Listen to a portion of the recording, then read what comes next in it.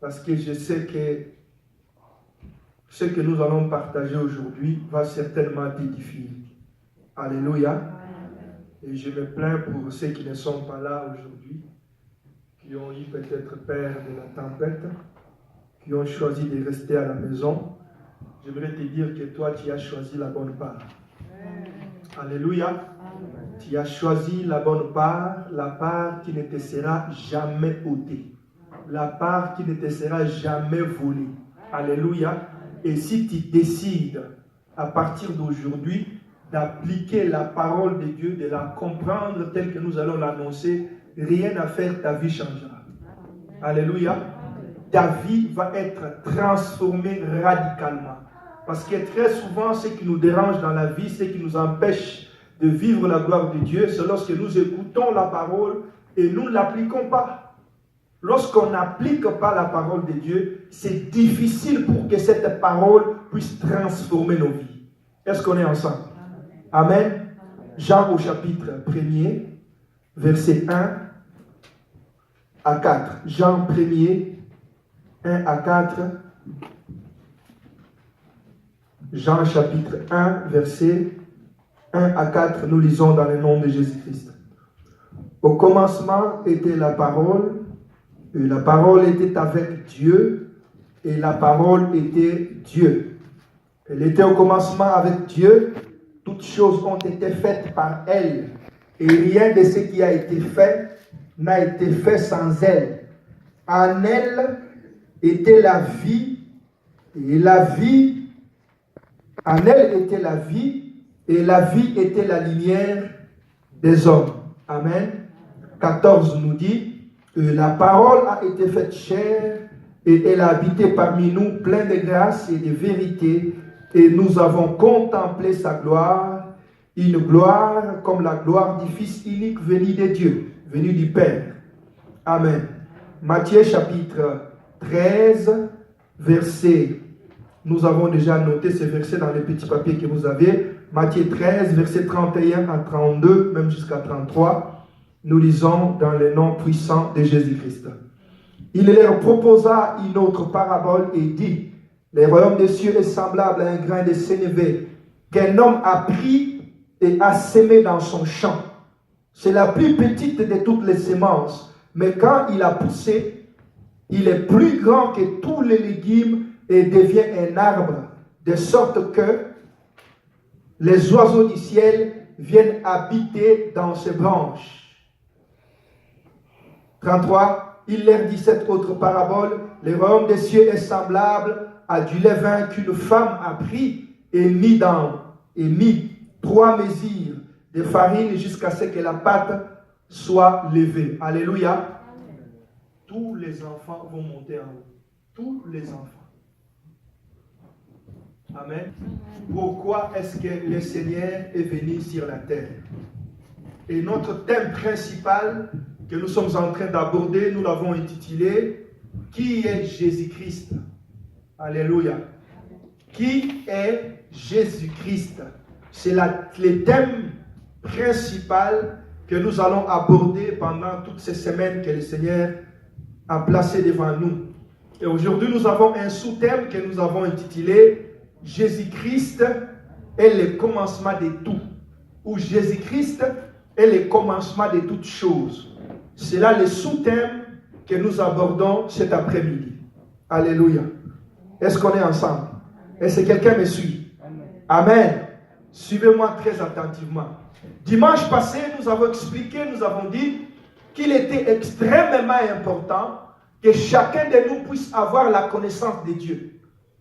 Parce que lorsqu'on connaît Dieu, il y a des bénéfices que nous tirons, il y a des bénéfices que nous obtenons par la connaissance de Dieu.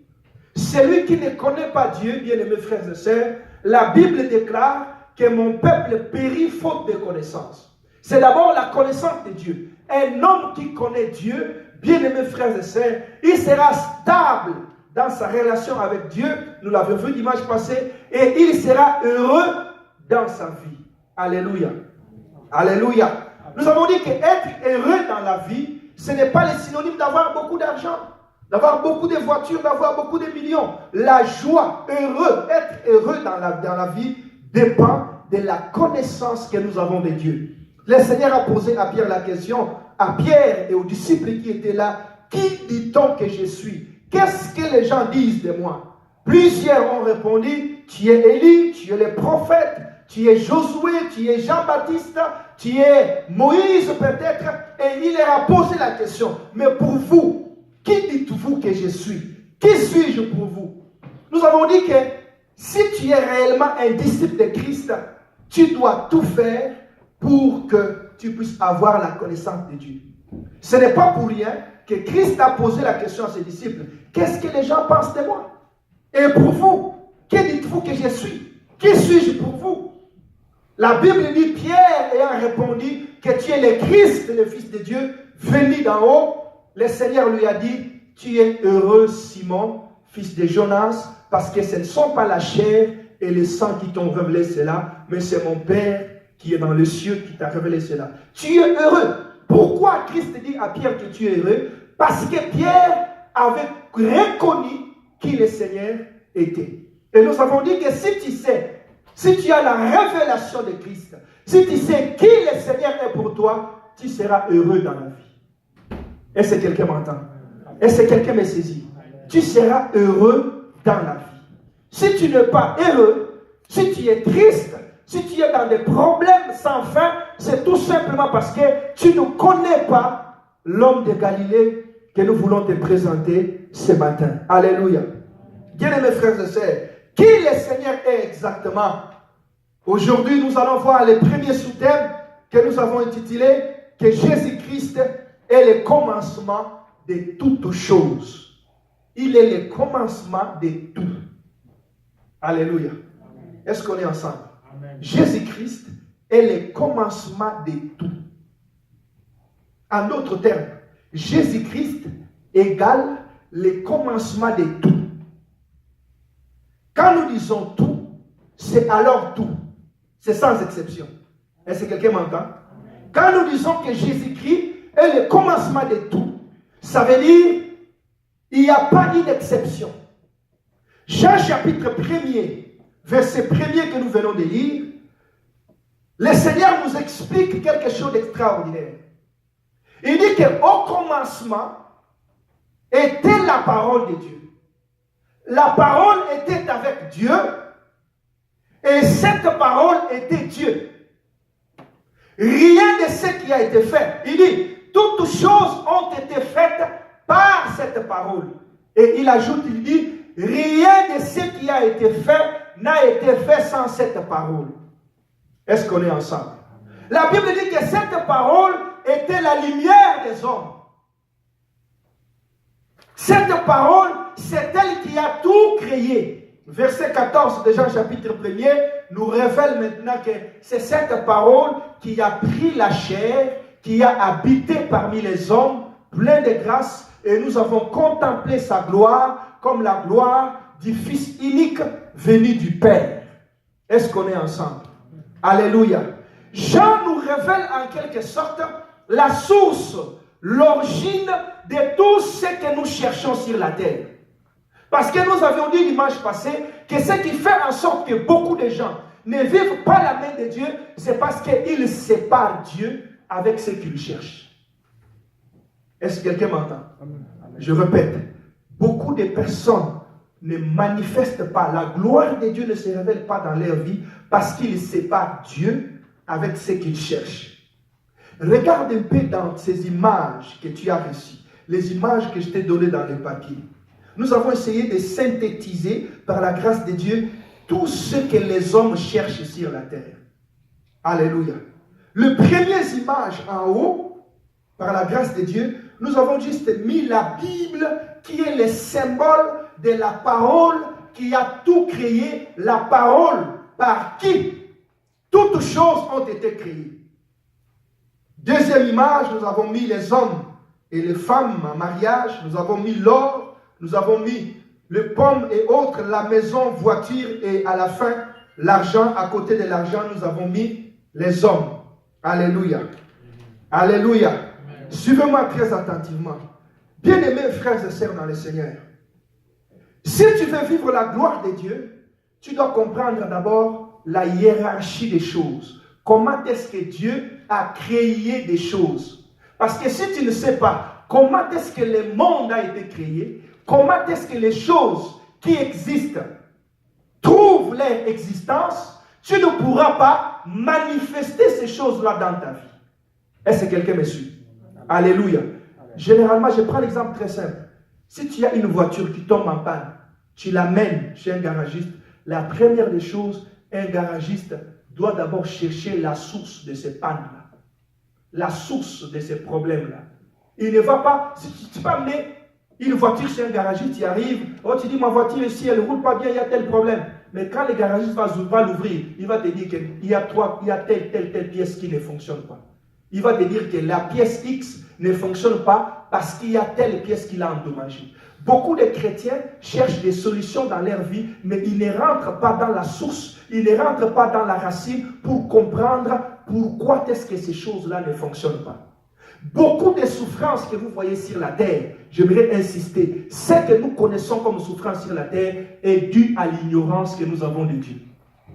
Est-ce que quelqu'un m'entend? Est-ce que quelqu'un me suit? Tout ce que nous connaissons, je dis tout, à l'exception de rien. Maladie, pauvreté, souffrance, célibat, la mort, tout ce que les hommes connaissent comme problème sur la terre est dû à l'absence de la connaissance de Dieu. Amen. Alléluia. Parce que les hommes, dans leur façon de voir les choses, ils pensent que Dieu c'est autre chose. L'argent c'est autre chose. Ils pensent que le mariage c'est autre chose. Ils pensent que telle richesse c'est autre chose. Ils ne savent pas que la Bible déclare tout ce qui existe par Dieu. Rien de ce qui a été fait n'a été fait sans Dieu. Est-ce que quelqu'un m'entend? Est-ce que quelqu'un me suit? Alors j'étais en train de parler de la hiérarchie des choses. Dieu a commencé d'abord par créer la terre et ce qui existe. Après la création, la Bible déclare, parmi les créatures de Dieu, bien-aimés, il y en a tellement beaucoup que je ne pourrais pas énumérer ici, mais nous avons pris d'abord les hommes, l'homme et la femme, qui est la créature la plus importante que Dieu a créée. Est-ce qu'on est ensemble? Alléluia. Après les hommes, Dieu savait qu'il faut que les hommes vivent bien sur la terre. Il faut qu'ils soient capables de suffire à leurs besoins. Alors, qu'est-ce que Dieu fait? Dieu crée les richesses qui serviront à l'homme d'avoir tout ce dont il a besoin. C'est pour cela, dans les deuxième image, nous avons mis de l'or. Alléluia. L'or qui symbolise la richesse qui est créée par Dieu. Il n'y a aucun homme qui a créé l'or. J'ai dit dimanche passé que les hommes seront jugés parce qu'ils ignorent Dieu alors qu'ils dépendent à 100% de Dieu. Vous trouverez quelqu'un, oh moi les choses de Dieu là, ça ne m'intéresse pas. Mais quand il a faim, il va quelque part, il achète du riz, il mange. Mais tu manges la condamnation. Est-ce que les riz, c'est toi qui as créé ça? Alléluia. C'est pourquoi la Bible dit, Dieu se révélait à l'humanité par la nature, mais les hommes ont refusé. Ils ont refusé de reconnaître Dieu, de reconnaître la place de Dieu dans leur vie. Suivez-moi attentivement. Dieu a créé les hommes. Il savait que les hommes doivent vivre. Comment vivront-ils? Dieu va placer toutes sortes de richesses que nous connaissons sur la terre. L'or, le cuivre, le pétrole, les fers, tout ce que nous connaissons comme matière première, Dieu va les placer sur la terre. Dieu ne va pas s'arrêter là. Il va créer tous ce que les hommes ont besoin pour vivre, pour manger. Nous avons pris l'image des fruits ici. Tout ce que nous connaissons comme nourriture, Dieu va créer. Après que Dieu ait créé ça, bien aimé, Dieu s'arrête là. Les troisième image que nous voyons ici, maison, voiture, l'argent ici, ça ce sont les créations des hommes.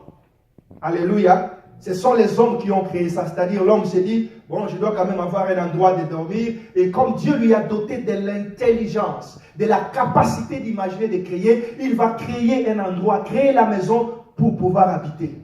Il va créer aussi la voiture pour pouvoir se déplacer. Tout ça, c'est l'intelligence que Dieu lui a donnée, mais qu'il a manifestée sur le plan physique. Il va créer aussi des billets de banque. Et nous connaissons l'argent. Mais j'aimerais ici tout de suite dire, la Bible dit que l'or et l'argent appartiennent à l'Éternel. D'ailleurs, l'argent, nous pouvons, si nous disons que c'est Dieu qui a créé l'argent, nous ne disons pas faux. Parce que l'argent que vous voyez dans les différentes banques, ils ont la valeur par rapport aux matières premières. Alléluia. Sans l'or, l'argent n'a pas de valeur. Est-ce que quelqu'un me suit? Donc, ce qui fait que l'argent puisse avoir des valeurs, la valeur, c'est la capacité que ces billets ont d'acheter, par exemple, l'or. C'est pourquoi dans beaucoup de banques du monde, si vous suivez l'histoire, je ne suis pas un économiste, ils font des réserves d'argent en termes de lingots d'or. Est-ce qu'on est ensemble? Alléluia. Dieu crée l'homme. Il crée la richesse pour que l'homme puisse se servir de cette richesse afin qu'il vive. Dieu crée par là aussi les maisons, les voitures et tout ce qui existe. Si tu regardes bien ces images ici, tu te poses réellement une véritable question au fond de ton cœur, tu te trouveras certainement quelque part. N'est-ce pas? Alléluia. Il y a certaines personnes qui cherchent l'argent, il y a d'autres personnes qui cherchent la voiture, il y a d'autres personnes qui cherchent la maison, il y a certaines personnes qui cherchent à manger, il y a les autres qui cherchent la richesse, il y a aussi d'autres personnes qui cherchent le mariage. Est-ce qu'on est ensemble? Est-ce que nous ensemble? Mais Jean chapitre 1er nous révèle ceci, qu'au commencement, toutes ces choses n'existaient pas. Est-ce qu'on est ensemble? Ça n'existait pas. Il y avait que la parole qui existait. Cette parole était avec Dieu et cette parole était Dieu. Alléluia. Parfois quand nous lisons la Bible, on se dit, waouh, quelle profondeur. Donc la parole était avec Dieu comme quelque chose qui le possédait. Et cette parole en même temps était Dieu. Donc Dieu s'est possédé lui-même. Alléluia. Est-ce que quelqu'un m'entend? Cette parole qui était au commencement, la Bible déclare, c'est elle qui a tout créé. C'est-à-dire que tout ce que nous cherchons sur la terre trouve leurs racines par la parole de Dieu. Alléluia.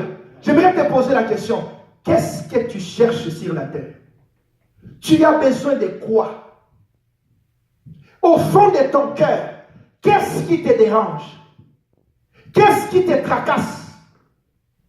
Quelles sont les questions que tu es en train de te poser? Tu as besoin de quoi? La Bible me dit ceci. Au commencement, Dieu. Au commencement, Dieu créa les cieux et la terre. J'aimerais dire ceci à quelqu'un. Dieu, le Seigneur que nous prions, est le commencement de toutes choses. Est-ce que quelqu'un m'entend? Ce que tu cherches. Vous savez, j'aimerais prendre un exemple très simple. Si tu veux construire une maison, tu dois commencer quelque part. N'est-ce pas? Tu ne vas pas te lever un matin, tu te dis, oh, je vais construire une maison. Non. Tu dois trouver un terrain. Si tu as un terrain, tu as fait ce que tu dois faire, tu dois creuser, placer les fondements, ainsi de suite. Mais la parole de ce matin, j'aimerais t'expliquer que Jésus-Christ est le commencement de toutes choses. Est-ce que quelqu'un m'entend? Le commencement de tout. Tout ce que tu cherches, tout ce que tu veux, tout ce que tu aspires, le commencement de ces choses-là s'appelle Jésus-Christ. Est-ce que quelqu'un m'entend? Est-ce que quelqu'un m'écoute? Ça veut dire quoi, bien mes frères et sœurs? La Bible déclare, rien de ce qui existe n'existe sans elle. Elle ici, c'est la parole. Elle ici, c'est Jésus. Est-ce qu'on est ensemble? C'est-à-dire que tout ce que tu cherches, si tu le cherches en dehors de Jésus, j'aimerais te rassurer que tu ne l'auras pas. Suivez-moi attentivement. Tu ne vas pas avoir ça. Regardez maintenant comment est-ce que le monde, comment est-ce que le diable a traverti, comment est-ce qu'il a bouleversé, il a changé la mentalité des gens. Au lieu que les gens puissent regarder les choses dans l'ordre hiérarchique que Dieu a établi, le diable a fait en sorte que les hommes puissent voir les choses selon les mondes. Est-ce que quelqu'un me suit? Regarde maintenant comment le monde voit les choses. Prenez dernière image ici. Vous voyez si j'ai mis les hommes, n'est-ce pas? En bas là, il y a des hommes. Alléluia. Les hommes, qu'est-ce qu'ils font? La première des choses que les hommes cherchent, c'est l'argent. Est-ce qu'on est ensemble? Alléluia. Amen. La première des choses qu'ils cherchent, c'est l'argent. Dans leur mentalité, ils savent que si j'ai l'argent, j'aurai la voiture. N'est-ce pas? Amen. Si j'ai l'argent, j'aurai une maison. N'est-ce pas? Si j'ai l'argent, j'achèterai à manger comme je veux, n'est-ce pas? Si j'ai l'argent, j'aurai de l'or comme je veux, n'est-ce pas? Si j'ai l'argent, je me marierai, n'est-ce pas? Si je pose la question, frère ici, frère X, pourquoi tu n'es pas marié? Ah, pasteur, je suis en train de faire des économies, je suis en train de faire des économies, quand je trouverai l'argent, je me marierai, n'est-ce pas? Dans la pensée des hommes, dans la manière de voir les choses, comment est-ce que les hommes voient des choses? Ils savent que si j'ai l'argent, je vais résoudre tous les problèmes. Mais j'aimerais te dire ceci, cette mentalité-là, c'est ce que la Bible appelle la mondanité. Est-ce que quelqu'un m'entend? Est-ce que quelqu'un me suit? Cette mentalité-là, ce n'est rien d'autre que la mentalité du monde. La mentalité païenne, la façon de voir les choses d'une manière païenne. J'aimerais dire à quelqu'un, bien aimé frères et sœurs, un fils de Dieu, un enfant de Dieu ne regarde pas le monde d'une manière compliquée, d'une manière renversée. Un fils de Dieu, c'est celui qui voit le monde selon Dieu. Il voit le monde comme Dieu voit le monde. Est-ce que quelqu'un m'entend? Alléluia. C'est-à-dire que selon les hommes, ils savent que quand j'ai l'argent, j'aurai tout. Mais selon Dieu, tu peux avoir l'argent, tu n'auras pas tout. Si tu veux tout avoir, selon Dieu, c'est avoir Jésus. Amen. Je ne sais pas si quelqu'un m'entend. Je ne sais pas si quelqu'un m'entend. Selon les mondes, si tu as l'argent, tu as tout. N'est-ce pas? C'est pourquoi la Bible dit, les dieux des nations, c'est l'argent. Les dieux des païens, c'est l'argent. Les hommes savent que si j'ai l'argent, c'est la raison pour laquelle il y a des gens qui sont prêts à tuer les autres pour avoir l'argent. Vous savez, beaucoup de guerres, de malheurs que nous avons dans le monde, ça provient d'où? C'est l'argent qui cause ça. C'est la cupidité. Les gens qui sont cupides, ils veulent toujours posséder, posséder, posséder. Pourquoi ils s'imaginent? Si j'ai l'argent, j'achèterai l'avion. Tu trouveras quelqu'un qui se bat pour acheter un jet privé. Oh, j'ai besoin d'un jet privé. Mais qu'est-ce que tu vas faire avec ce jet privé? Tu fais quoi avec? Tout ça, quoi? L'égoïsme et l'égocentrisme. Et le diable a réussi à changer notre mentalité. C'est pourquoi la Bible parle de la repentance comme étant le changement de mentalité. Alléluia. C'est-à-dire le fait de voir le monde selon Dieu. Ne plus voir le monde comme les hommes nous ont obligés d'avoir le monde, de voir le monde. Les hommes nous obligent. Si tu veux aller de l'avant, travaille, cherche l'argent, travaille. Quand tu as l'argent, tu as tout. J'aimerais dire à quelqu'un, tu peux avoir l'argent, mais tu n'auras pas tout. Celui qui a Jésus a tout. Celui qui a Jésus a la paix. Celui qui a Jésus a la joie. Celui qui a Jésus a la voiture. Celui qui a Jésus a la maison. Tout a été créé par Jésus. Lorsqu'on a Jésus, on a tout. Est-ce que quelqu'un m'entend? Jésus est le commencement de toutes choses. L'argent, ce n'est pas le commencement de toutes choses. Oh, alléluia. Alléluia. Bien-aimés frères et sœurs, l'argent ne donne pas le bonheur. Si l'argent donnait tout, il n'y aurait pas tant de divorces que nous avons sur la terre. Il n'y aurait pas tant de problèmes que nous avons sur la terre.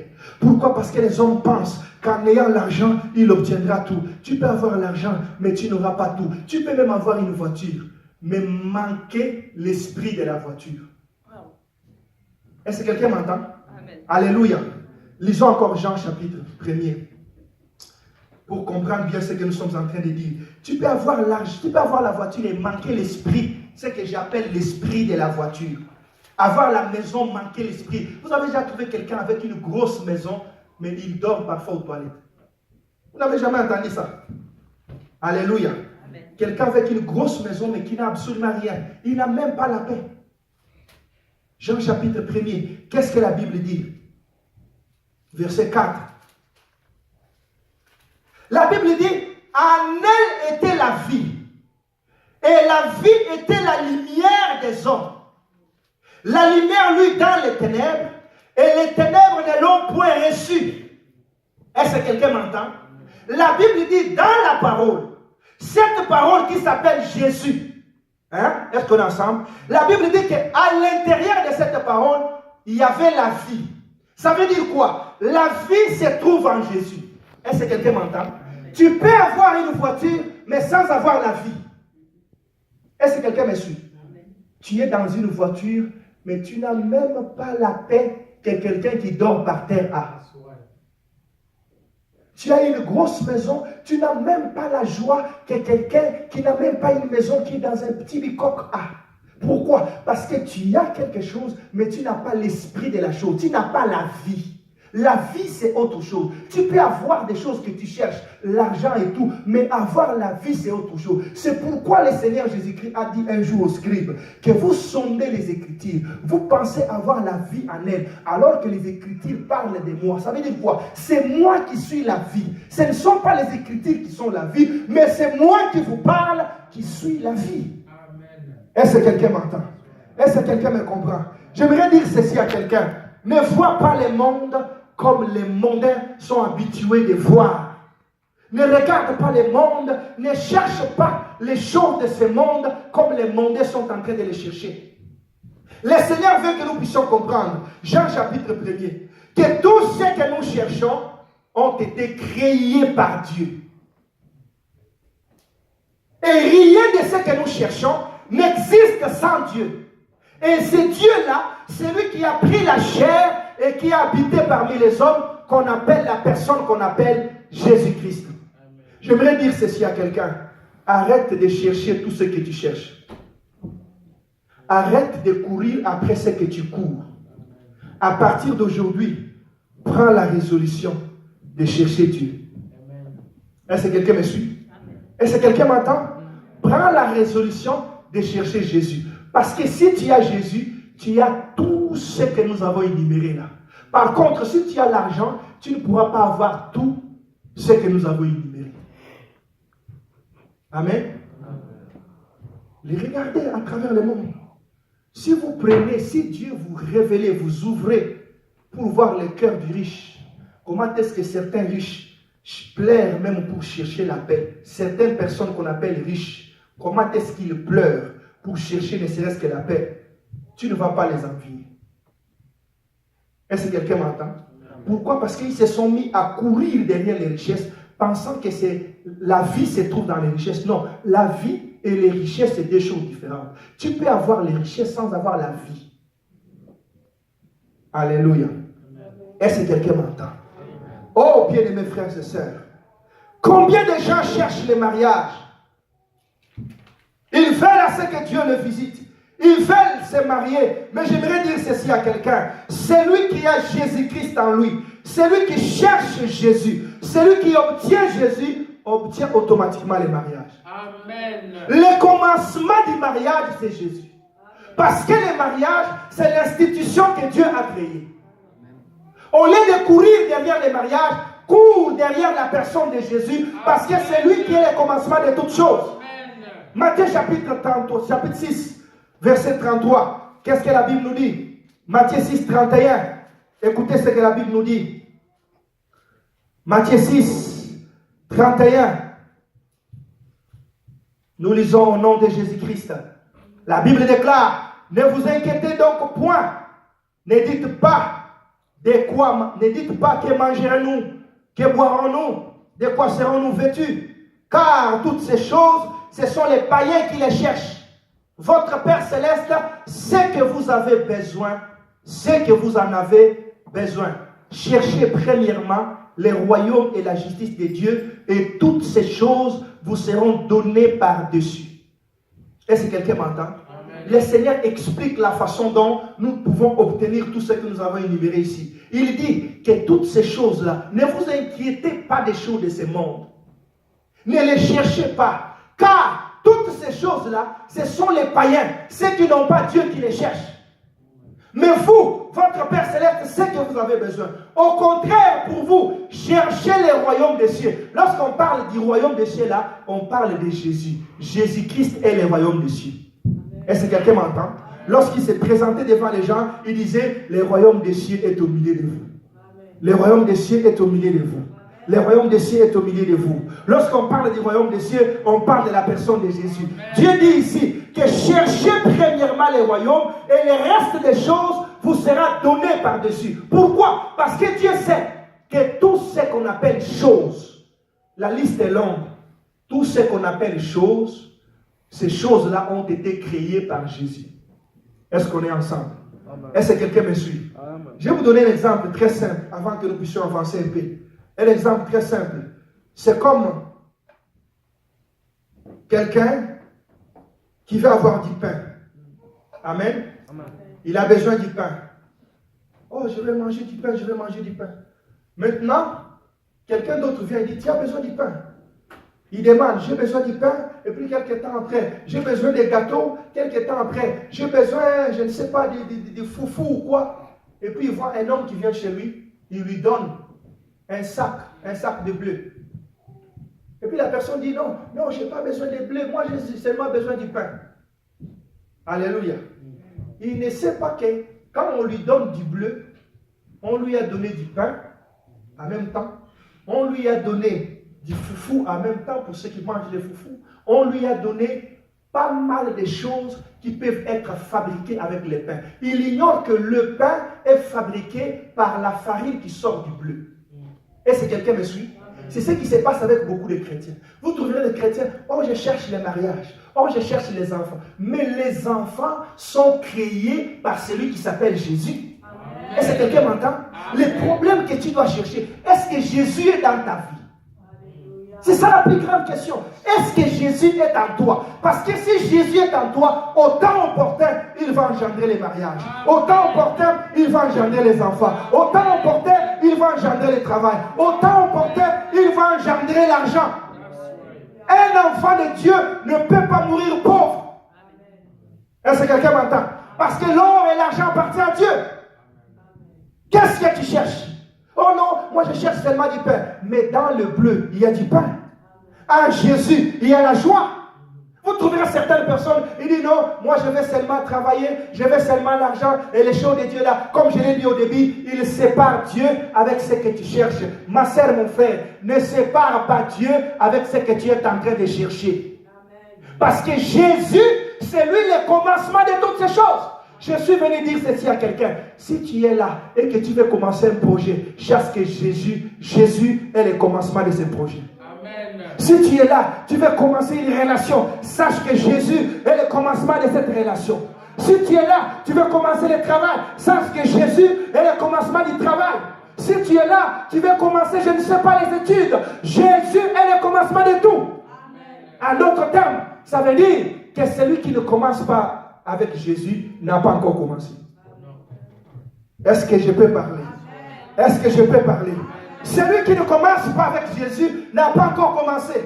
Quel que soit ce que tu fais dans la vie, si Jésus n'est pas avec toi, si Jésus n'est pas en toi, sache que tu n'as pas encore commencé. Parce que Jésus-Christ est le commencement, il est lui-même aussi la fin. Ça veut dire que pour finir, il faut commencer avec Jésus. Si tu ne commences pas avec Jésus, il n'y a pas de garantie que tu finiras. C'est pourquoi il y a beaucoup de gens, ils ont fait des projets, des affaires, ils semblaient être très avancés. Mais si vous regardez leur vie après quelques années, vous posez la question, mais c'est la même personne que j'avais connue ou pas? Pourquoi? Parce qu'ils pensaient aller de l'avant alors qu'ils n'avaient pas celui qui pouvait l'amener de l'avant. Il pensait avoir commencé alors qu'il n'avait pas encore commencé parce qu'il a oublié les commencements. Alléluia.